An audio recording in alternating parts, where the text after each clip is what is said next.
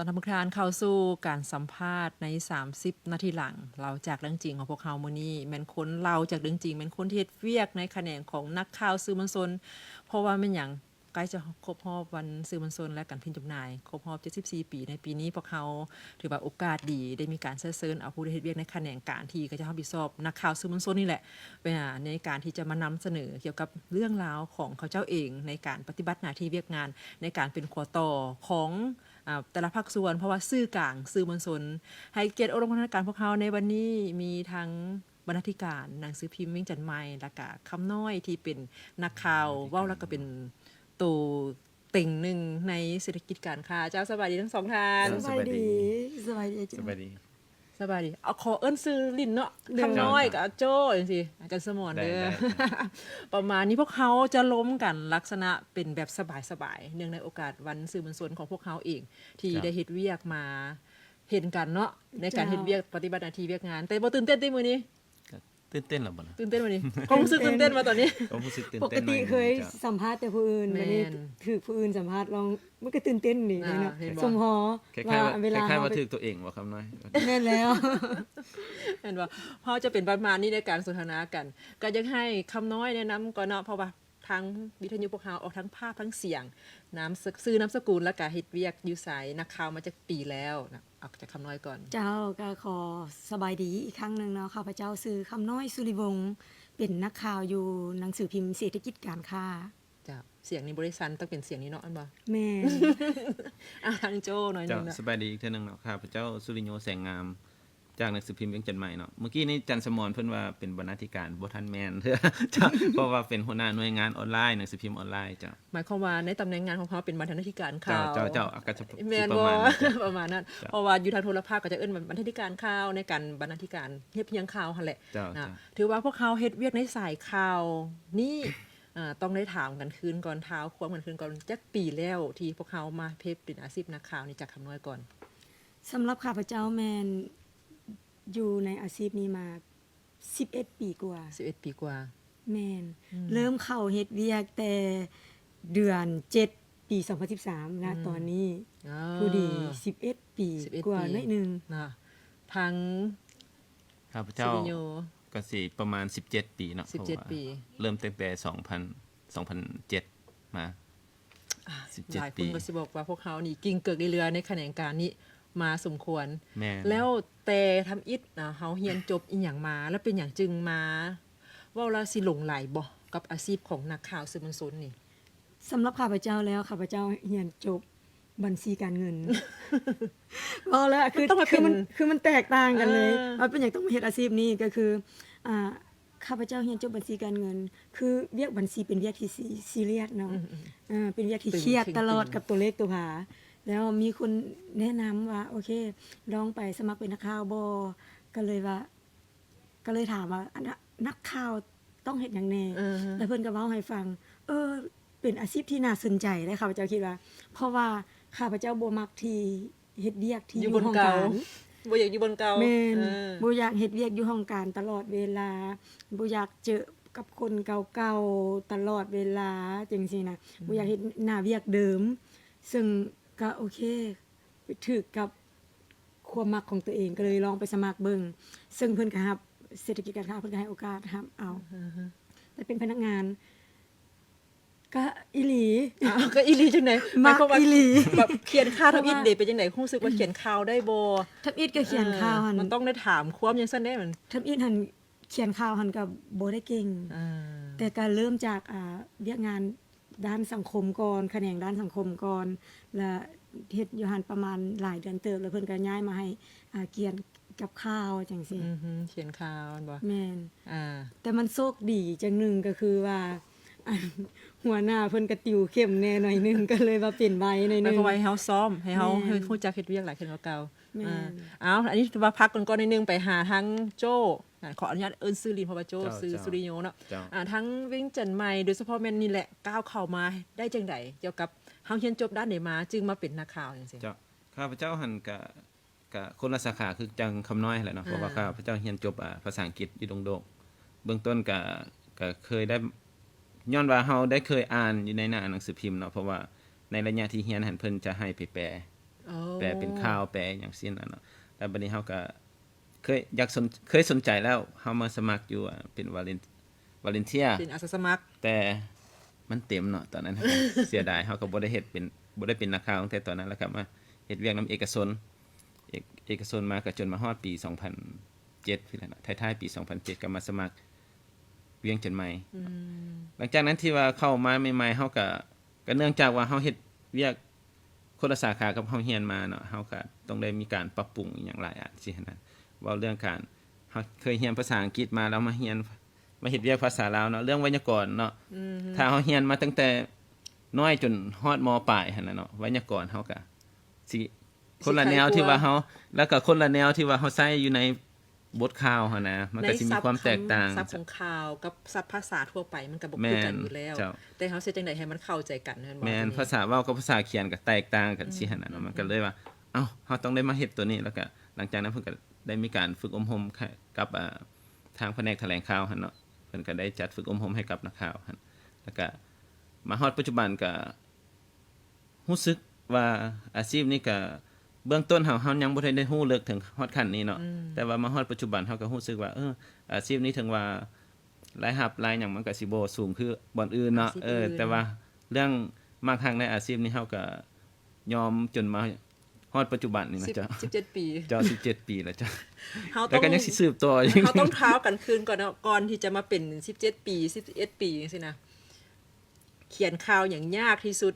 แล้วประสบการณ์ที่พบพ่อแล้วแบบมันยังฝังใจเฮาในการเฮ็ดข่าวตั้งแต่เฮามาใหม่ๆสินะยังฝังใจอยู่ว่าเอ้ยยังตัวนี้นะที่เฮาแบบอันน่ะยังฝังใจอยู่ว่าเขียนข่าวจังได๋ยังบ่ได้บ่หรือว่าอีหยังข่าวใดที่แบบสะเทือนใจเฮาจังซี่นะสำหรับข้าพเจ้าแล้วแม่นข่าวอุทกภัยเพราะว่าอันนี้มันยากสำหรับข้าพเจ้าเพราะว่าคันเกิดอุทกภัยขึ้นเนาะคันสมมุติว่าอยู่ต่างแขงเฮาพัดอยู่นครหลวงเวียงจันทน์เวลาติดต่อข้อมูลนี่ขออนุญาตเด้อเจียใบนึงนะเบอร์โทรจะเป็น10ปลายเบอร์โทรจึงได้ข้อมูลแม่นแล้วก็ตัวที่สะเทือนใจก็คืออุทกภัยอยู่สนามไซหั่นแหละอันทั้งเบิ่งข่าวไปพร้อมแล้วทั้งเขียนไปพร้อมบางทีสัมภาษณ์น้ำตากันยิ้มป้อไปนํตัวนี้แม่นมันเป็นสิ่งที่ใกล้ตัวของพวกเฮาแล้วก็คนลาวของพวกเฮาอีกแล้วก็เป็นคนลาวที่เฮาได้รับผลกระทบตัวนั้นแท้ๆแต่ว่าตัวนี้ยังเป็นสิ่งนึงที่สะเทือนใจและก็เป็นสิ่งที่เฮายังจดจำอยู่ในปัจจุบันนี้สำหรับโจเดสำหรับข้าพเจ้าเนาะถ้าว่าเรื่องสะเทือนใจหรือว่าตัวนี้มันสิเป็นเรื่องท้าทายหลายกว่าเนาะเพราะว่าหลังจากที่ว่าเฮาได้เข้ามาเฮ็ดเวียกทำอิฐแล้วก็แต่เบื้องต้นหั่นเนาะแต่ที่ว่ายุ่งยากเนาะหรือว่าท้าทายกว่าหมู่แล้วมันเข้าการเมืองหั่นเนาะเพราะว่าเฮาต้องได้เอาบทสรุปของกองประชุมพรรคเนาะแล้วมาเรียบเรียงเป็นข่าวแล้วบ่ให้ยาวสิหั่นน่ะเนาะแล้วมันเฮาบ่ฮู้ว่ามันสิถูกใจกับผู้อ่านบ่โดยเฉพาะเป็นขั้นเทิงหั่นแหละเนาะว่าเฮาออกมาได้สิเป็นจังได๋เมื่อไปนอนบ่หลับจนมาเห็นข่าวออกก็ยังบ่ดีใจให้มันกลาย 9:00 น 10:00 นไปบ่มีเสียงโทรศัพท์เข้ามาแล้วก็ก็โล่งใจไปสิหั่นน่ะมันก็ตัวนี้เป็นสิ่งท้าทายหลายตัวนี้มาฮอดปัจจุบันก็ยังคือเก่าเพราะว่าเฮาบ่สามารถสิไปสรุปแบบว่าปึ้มเนาะปึ้มบทสรุปนี่เป็นเพราะว่าบทสรุปบทรายงานการเมืองนี่การเมืองของแต่ละปีแต่ละบอนหั่นน่ะมันก็จะหนามันจะใหญ่เจ้าแม่นล่ะแล้วเฮานี่นะต้องคัดเอาเนื้อที่มันดีๆแท้ๆเป็นเนื้อในใจความให้ได้ออกสู่เพื่อเป็นการเผยแพร่หรือว่าให้หลายๆคนนี่ครับฟังนำกันบางคนก็สิบอกว่าเอ้านักข่าวนี่เขียนจังได๋คือว่าบ่เขียนถึกเป้าแท้จังซี่น่ะมันคือบ่ตรงประเด็นจังซี่น่ะต้องเข้าใจนักข่าวอย่างนึงว่าข้อมูลมันหลายดังนั้นเฮาต้องได้มีการคัดสรรจังได๋เพื่อให้เป็นบทย่อยต่อออกไปจังซี่เพราะว่ามันก็มีหลายวิธีเนาะที่เฮาจะรายงานข่าวให้เพิ่นเนาะบัดนี้เฮาก็อยู่ในทั้งกลางเนาะเฮาตักที่เอาภาครัฐแน่ภาคประชาชนแน่สิเนาะเฮาไปพร้อมฝ่ายใดฝ่ายนึงหลายมันก็สิบ่คือสิหั่นน่ะเฮาก็ต้องจำเป็นแม่นเฮาก็ต้องจำเป็นได้คัดเลือกเอาแต่ตัวที่อันนั้นลงสิอันนี้ก็ถือว่าเป็นอีกสิ่งนึงที่ประสบพบพ่อตัวจริงอันนี้ถือว่าเป็นเพียงน้อยนึงนี่นะในการนำเสนอความเป็นจริงที่พวกเขาออกข่าวนี้แต่ว่าบนความว่า ทุกข์ใจบ่บางเทื่อว่าออกข่าวถูกบ่หรือว่าจะถูกใจเพิ่นบ่ถูกใจเฮาบ่สิมีเสียงโทรศัพท์ขึ้นมาบ่อันนี้มันพวกเขาพบพ่อตัวจริงสำหรับนักข่าว แม่น เพราะว่าแต่ละคนนี้ก็ต้องได้ระมัดระวังในการนำเสนอข้อมูลข่าวสาร แต่ว่าสิ่งที่เฮาประทับใจเด้ในอาชีพนี้เฮาได้เห็นได้พบได้พ้อได้ประสบการณ์อีหยังใดเพราะว่าบางคนบอกว่าคือหอค้ำสินะข้อยอยากเข้าไปก็ยังเข้าบ่ได้แต่พวกเจ้าเป็นนักข่าวสื่อมวลชนพวกเจ้าสามารถเข้าไปได้สำนักงานต่างๆ อันนี้อยากให้เว้าให้ฟังนิดนึงว่าความภูมิใจของเฮาในการนำใช้อาชีพนี้ในแขนงการที่พวกเฮารับผิดชอบนี่จังได๋ สำหรับตัวข้าพเจ้าเองข้าพเจ้าภูมิใจหลายในอาชีพนักข่าวเนื่องจากว่าข้าพเจ้าก็บ่ได้คาดคิดว่าตัวเองสิได้ไปทุกแขวงทั่วประเทศลาว ถ้าสมมุติว่าเฮาใช้งบประมาณเองไปเที่ยวเองก็คือสิไปบ่รอด เป็นไปบ่ได้ แม่นได้ไปทุกบอนทุกสถานที่แล้วก็ใกล้ชิดการนำที่สุด ได้นั่งสอบถามนั่งสัมภาษณ์การนำของแขวงนับตั้งแต่ศูนย์กลางฮอดท้องถิ่นเนาะก็คือหมอนเว้าหั่นแหละสำนักงานนายกบ่หอคำบ่ซึ่งคนทั่วไปบ่สามารถสิอยากเข้าไปเบิ่งภายในก็ แม่นแล้ว เข้าไปได้ เข้า บ่ ไปบ่ แม่ ได้ นซึ่งเฮาได้รับโอกาสนั้น แล้วก็อีกอย่างเฮาได้ไปแลกเปลี่ยนบทเรียนหรือประสบการณ์ หรือได้เห็นในสิ่งที่เฮาบ่เคยเห็นมาก่อน จากคนที่มีความรู้หลายกว่า หรือว่าคนที่เป็นประชาชนที่ก็เจ้ามีเทคนิควิชาการแท้ๆในการเฮ็ดหรือการปลูกการเลี้ยงอันใดแท้ๆจังซี่ซึ่งเฮาบ่เคยเห็นมาก่อนจังซี่ข้าพเจ้าประทับใจสิ่งนี้หลายกว่า เจ้าทั้ง เจ้า โจ คือจังอาจารย์สมรว่ามาเนาะว่าหอคำเนาะคนธรรมดาทั่วไปเฮาก็อาจจะเข้าแบบนั้นก็ทั้งว่าตัวนี้ก็เป็นสิ่งท้าทายระหว่างข้าพเจ้าในการเขียนข่าวการเมืองเนาะแล้วก็เป็นสิ่งที่น่าภาคภูมิใจเพราะว่าระดับพนักงานสำเฮาเนาะที่สามารถเข้าไปอยู่ใกล้ชิดกับการนำเนาะ ขั้นสูง รับใช้กองประชุมในระดับชาติระดับภาคพื้นและสากลหั่นนะว่าตัวนี้เฮาก็มีความภาคภูมิใจเนาะสำหรับสื่อมวลชนหั่นนะเพราะว่าถึงแม้ว่าอาชีพแต่ละอาชีพมันก็แตกต่างกันเนาะแต่ว่าสื่อมวลชนนี่เฮาก็สิมีบุริมสิทธิ์อันใดอันหนึ่งที่ว่าสามารถเข้าถึงเหตุการณ์สำคัญต่างๆเนาะอีกอันนึงที่ว่าประทับใจก็คือว่าข้าพเจ้าได้เคยเดินทางผู้เดียวนะไปร่วมงานคาราวานจีนอาเซียนเนาะที่ว่าเป็นคนลาวในปีนั้นเพราะว่าคนลาวไปผู้เดียวก็เลยว่าเอ้าไปคนเดียวก็สิเฮ็ดจังได๋ สิรอดบ่นี่ สิรอดบ่นี่เนาะบัดนี้เฮาก็ได้นำใช้แต่ภาษาอังกฤษเนาะก็เลยได้ไปบัดนี้ก็สิ่งที่ว่าประทับใจก็คือว่าเฮาไปเฮ็ดเวียกตั้งแต่เฮ็ดเวียกมา17ปีเนาะเฮาก็บ่ได้เคยมีว่างานใดสิมามีธงชาติติดอยู่เสื้อเนาะอยู่กันนะก็เลยว่าธงชาติลาวติดอยู่เสื้อตัวนี้ก็ภาคภูมิใจแล้วก็มีคนมาโบกธงชาติให้กับผู้เข้าร่วมเนาะทั้งลาวอย่างทุกประเทศในอาเซียนน่ะนะก็แสดงว่าเขาเจ้าก็เอาใจใส่แล้วก็รู้สึกว่าประทับใจหลายเนาะตัวนี้เนาะที่ว่าเห็นธงชาติของเฮาอยู่ในงานของจีนอยู่ประเทศจีนสิหั่นน่ะเนาะ เว้าแบบสิแล้วหลายๆคนก็สิประทับใจในโครงเขตเวียกงานที่ตัวเองรับผิดชอบอันนี้เป็นเพียง2ท่านในนี่ที่พวกเขาเชิญมาแล้วก็มาเล่าจากประสบการณ์ของตัวเองแบบนี้เพื่อเฮ็ดให้หลายๆคนนี่บอกเลยว่าแต่ละอาชีพก็แม่นมีคุณค่าของอาชีพนั้นๆพวกเขาจะขอพักกันอีกหน่อยนึงก่อนอันอีกสิ่งหนึ่งที่เป็นสิ่งที่ท้าทายก็คือนักข่าวสื่อมวลชนของพวกเขานี่ในยุค4.0จะพัฒนาตัวเองเท่าใดเพื่อให้ก้าวทันกับสากลเอากับบรรดาประเทศอาเซียนของพวกเขานี่กันเสียก่อนพวกเขาต้องมีการพัฒนาตัวเองจังได๋ตื่มอีกเนาะพวกเขาจะขอพักกันอีกก่อนบัดนึงเราจากเรื่องจริงใน15นาทีหลังหลายคนก็เข้ามาได้มื้อนี้มีส่วนหลายแล้วจะเป็นบรรดานักข่าวสื่อมวลชนพวกเขาเองที่เข้ามาเบิ่งไลฟ์สดของพวกเขา มาเสียบ่ มาเชียร์ มาเบิ่งว่าโจกับคำน้อยสิตื่นเต้นบ่ในการเล่าจากเรื่องจริงของตนเองในการปฏิบัติหน้าที่เวียกงานจะถือว่าพวกเขาก็พยายามสะท้อนให้เห็นเนาะในบทข่าวในบทความของพวกเขาในการนำเสนอหั้นโอกาสดีก็คือได้ไปต่างแขวงได้ไปต่างประเทศได้มีการพบปะกับบรรดานักข่าวสื่อมวลชนในอาเซียนพวกเขาบางกรณีที่เพิ่นเป็นนักข่าวที่อาวุโสแล้วเพิ่นก็ได้ไปต่างประเทศที่ได้เห็นหลายสิ่งหลายอย่าง แล้วพวกเขาเองในยุคนี้เนาะในยุคที่ว่าเป็นยุค4.0แล้วสื่อมวลชน4.0สินะในทัศนะเฮาควรจะมีการพัฒนาตัวเองคือจังได๋ก่อนเอาเริ่มจากหัวหน้าใหญ่ก่อนเนาะ สำหรับสื่อมวลชนในยุคนี้เนาะยุค 4.0 ก็คือว่าเฮาฮู้กันว่าเฮาจากอิเล็กทรอนิกส์มันสิหันไปเป็นดิจิตอลเนาะเพราะว่าในเมื่อก่อนหันของเฮายังไปสำหรับหนังสือพิมพ์เนาะมันก็จะเป็นเน้นอยู่ในสื่อแบบเก่าเนาะเป็นสื่อสิ่งพิมพ์เป็นปริ้นหลายกว่านะบัดนี้เฮาก็มาปรับหลายๆอย่างนึงเฮามาปรับให้มันเป็นอิเล็กทรอนิกส์เนาะบัดนี้มันสิมาสิ่งท้าทายของเฮาก็คือว่า มันจะหันเป็นดิจิตอลนี่เนาะเพราะว่าเรื่องบุคลากรเฮามันสิเป็นสิ่งท้าทายตัวนี้บุคลากรเฮาดังนั้นน่ะสื่อเฮาสำหรับข้าพเจ้านี่ก็ต้องได้เรียนรู้ตัวเองหั่นแหละได้เรียนรู้เกี่ยวกับพัฒนาตัวเองในการนำใช้สิ่งที่ว่าเฮาจะมาเฮ็ดเป็นผลิตสื่อดิจิตอลหั่นน่ะเนาะเช่นการตัดต่อการนำใช้อุปกรณ์ที่ว่าให้มันน้อยลงก็ได้เนาะเพราะว่าทุกมื้อนี้ถ้าหันเป็นดิจิตอลบางเทื่อเฮาก็กล้องถ่ายรูปอาจจะเอาน้อยลงเนาะอาจจะใช้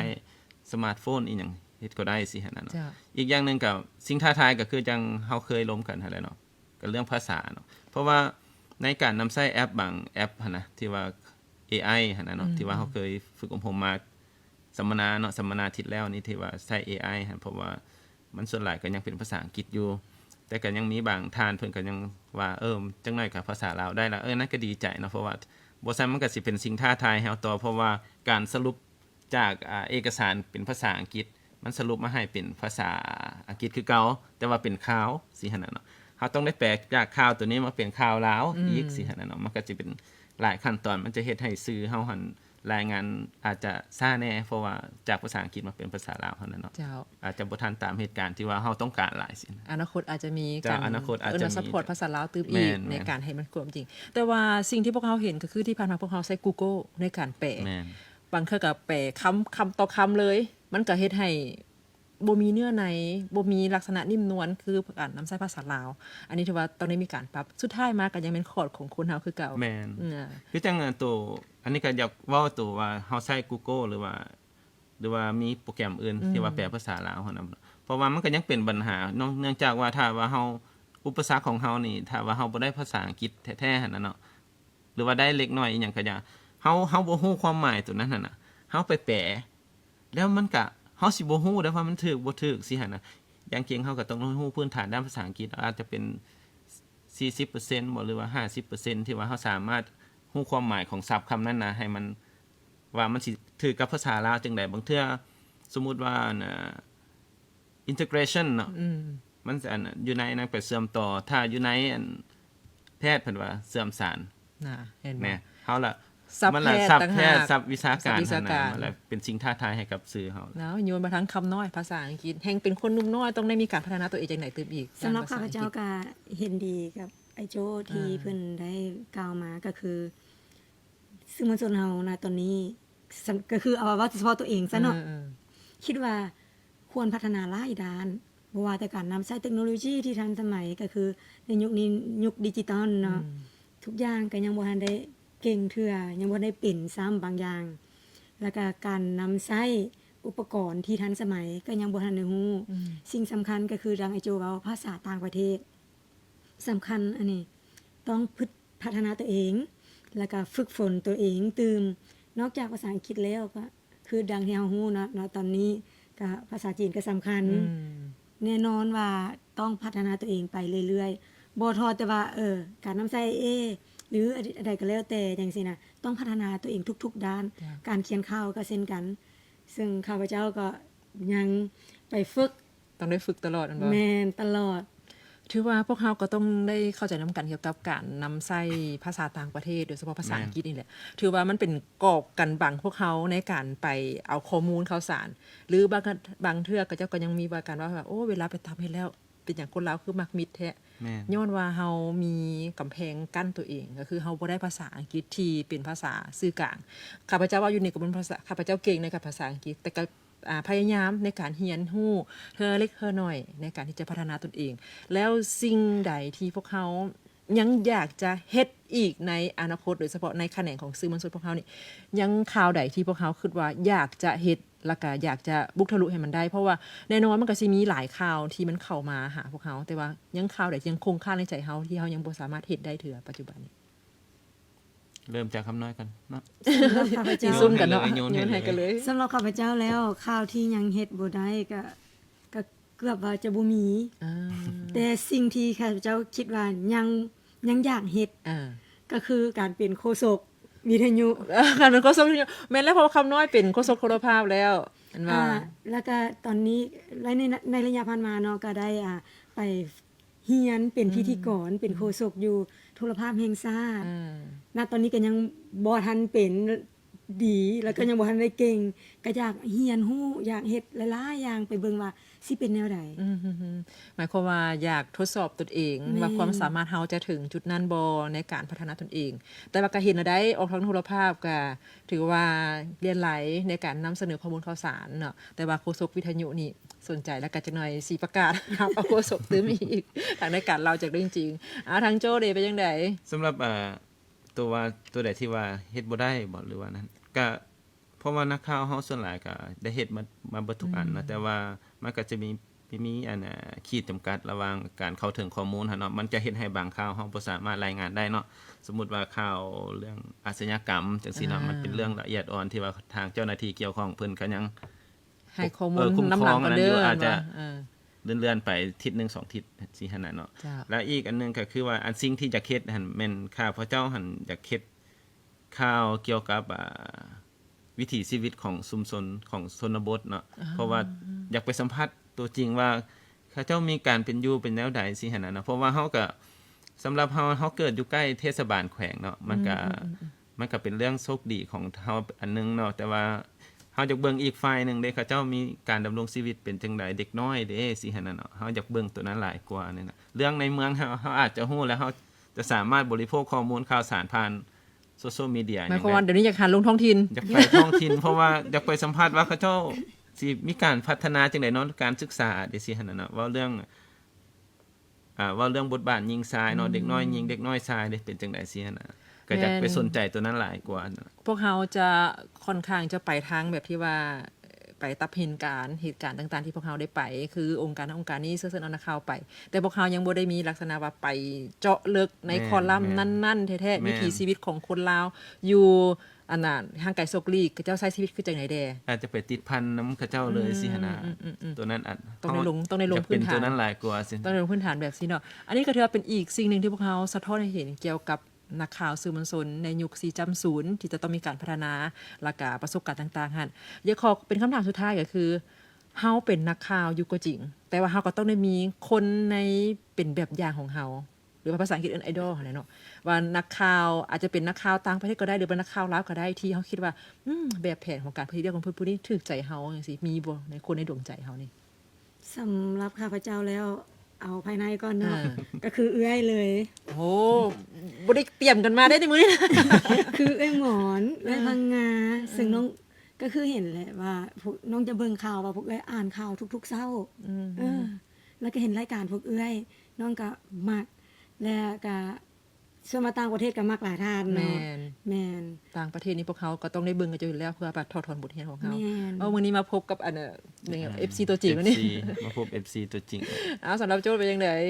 เอานักข่าวลาวเอาซะเนาะเพราะว่านักข่าวต่างประเทศเฮาสิบ่ฮู้ชื่อเพิ่นเพราะว่าเฮาก็เรื่องประทับใจเรื่องการเฮ็ดเวียกของเขาเจ้าหั่นก็หลายเนาะเพราะว่าเขาเจ้า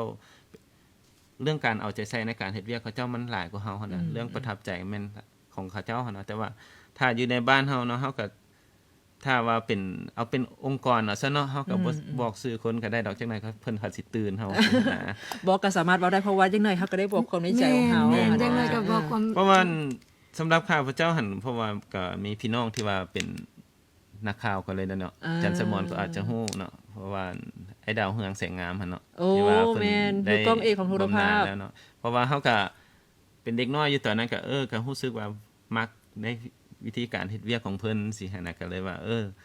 ใหญ่มาเฮาก็สิบ่ได้เป็นคือเพิ่นบ่สิหั่นน่ะก็ได้เป็นอีหลีแต่ว่าเฮาบ่ได้อยู่ในโทรภาพเฮามาเป็นสิ่งพิมพ์สิหั่นน่ะนะ แต่ก็ใกล้สิมาเป็นโทรภาพบ่ได้เพราะออนไลน์เด้ แม่นเพราะว่าทุกมื้อนี่ก็เฮ็ดออนไลน์หยังไปเบิดก็เริ่มจากตัวนั้นเนาะที่ว่าเฮานั้นเพราะว่าในครอบครัวในอันเครือญาติกันเนาะก็สิมีแต่ไอ้ดาวเฮืองเนาะกับข้าพเจ้านี้ที่ว่าเป็นนักข่าวเนาะกายก็นั้นเพิ่นก็ไปเฮ็ดเวียกอันอื่นไปสิ เจ้าเห็นว่ามื้อนี้พวกเขาก็ได้เรื่องจริงอีกเรื่องหนึงที่หลายคนก็บอกว่าบางเทื่ออาจจะบ่ได้เว้าต่อหน้า เพราะว่า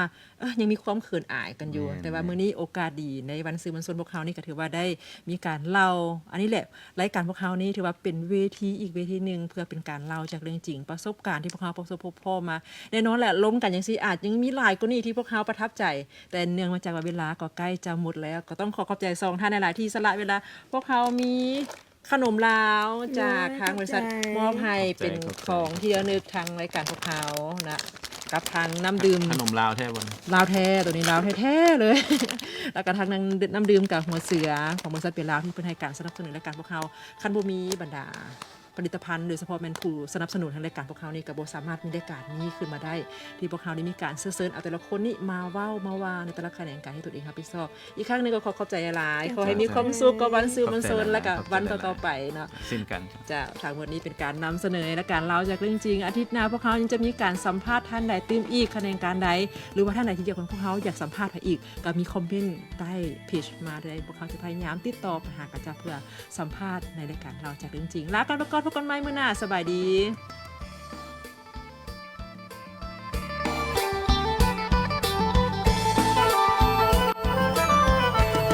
เสียงแต่ละเสียงพินเสียงลำเสียงแต่ละเสียงพินเสียงลำเอกลักษณ์ประจำวัฒนธรรมลาวคำจากถิ่นไปหากินต่างแดนลำบากเหลือแสนอยู่บ้านเพื่อนเมืองเขา